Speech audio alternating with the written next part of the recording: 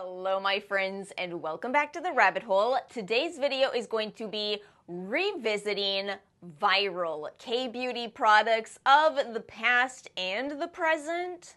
It's kind of funny how viral products work in K-beauty. Have you all noticed it's not like there's a clear start and end to when these products are popular? We're gonna talk about skincare products that are still trending to this day, and we're even gonna talk about products where I remember there being 3 reviews on these products and now there's 1,200. You know, I understand hipsters. I understand them better as a consequence of all of this. Timestamps and links are in the description box below. As always, a quick disclaimer that I did work with some of these brands, but this video is unsponsored. What I do want to do in today's video is talk about how I feel about these products today, in 2024. And I do feel the best place to start this video is with none other than the Skin 1004 Centella Ampoule. I feel like it was destined to go viral. You look at how beautiful this product is, how affordable it is. This is a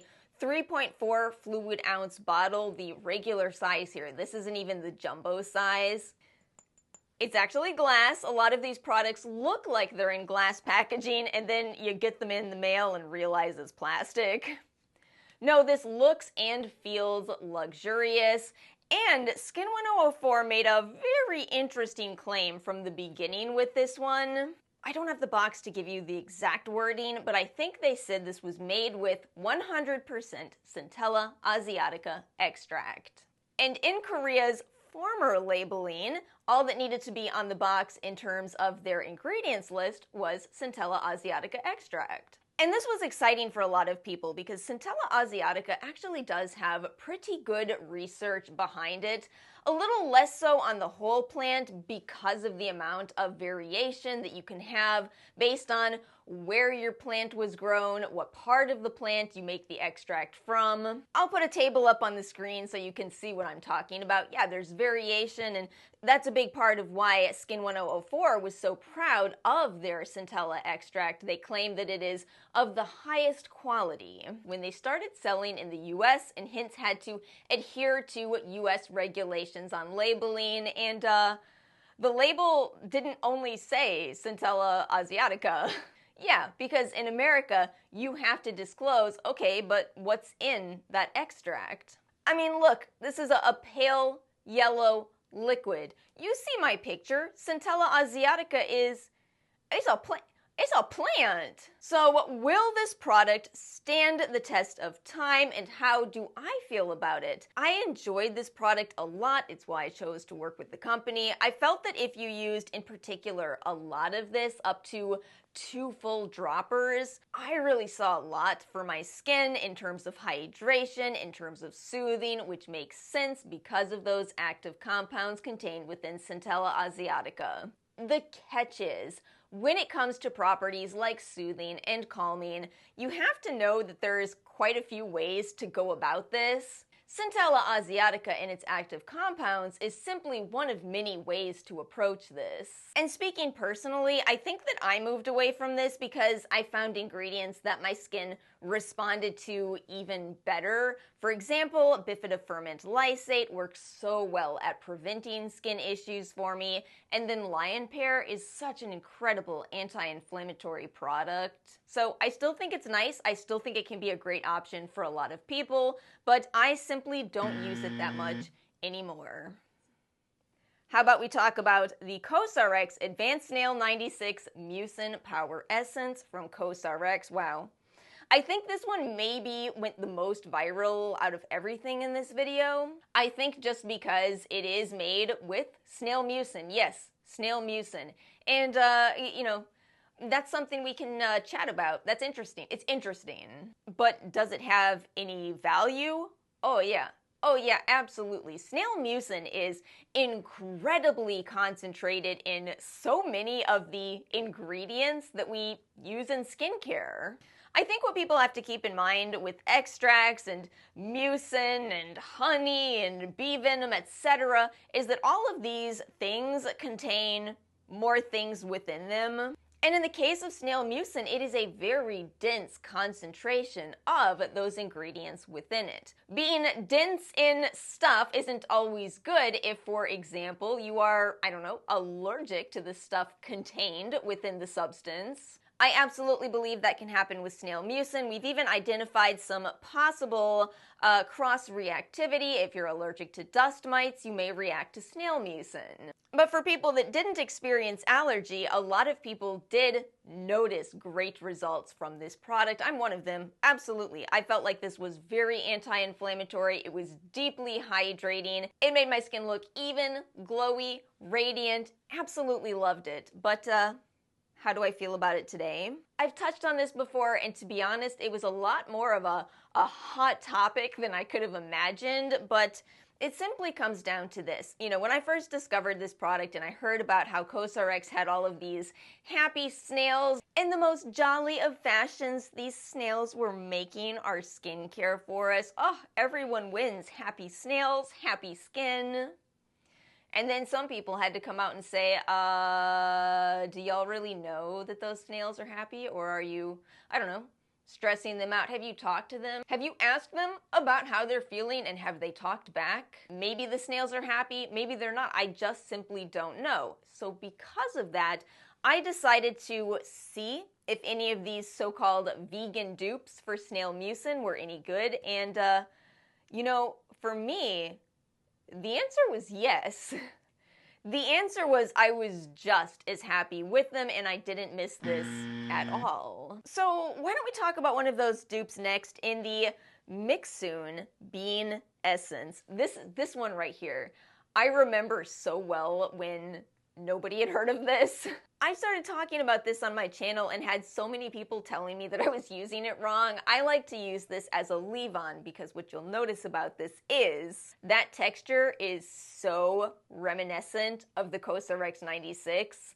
And it's so funny to think back on this because I think that Mixsoon did kind of emphasize this as an exfoliating product more in the peeling gel category when they first released this. There is a reason people were telling me I was using it wrong. Even though it's a perfectly valid way to use it, the brand wanted people to roll this across their skin like a peeling gel. That held them back because it went viral as a COSRX dupe. And while we are looking at a short ingredients list yet again, this is 4 different ferments. Now that this product has become more globally popular, now we do have English translations, so they're talking about how fermentation makes these ingredients smaller and more available to your skin. So how do I feel about this now? I still like it. What I don't like, what I truthfully don't like, is that it seems like they've gotten rid of a lot of their other products that I liked, and they're going in this whole new direction as a brand. Once again, I relate to the hipsters. It's what happens when your favorite musical artist gets popular and changes genres. I feel like I talk about the Anua Heartleaf toner all the stinking time. I think I found this toner in, it had to be pre-COVID. 2019, 2018. I saw somebody on Reddit recommend this for acne-prone skin. No joke. It's funny because now this brand is actually banned on Reddit. I bought it. It was hard to find. It was hard to find not because it was out of stock, but because it was a relatively unheard of brand. Oh my goodness, I fell in love. So this is another product where to me, I'm not at all surprised this one did go viral. To this day, I love this, and a big part of why I love this is because Anua was willing to tell people about all the different ways you can use this. You can turn this into toner pads. Pour this on the pads, add the pads to your skin. You can also do that with a DIY compressed sheet mask, which I do all the time. I feel like that method will never go viral because no matter what, those DIY sheet masks just do not look as cute as, you know, those gel masks that are viral right now.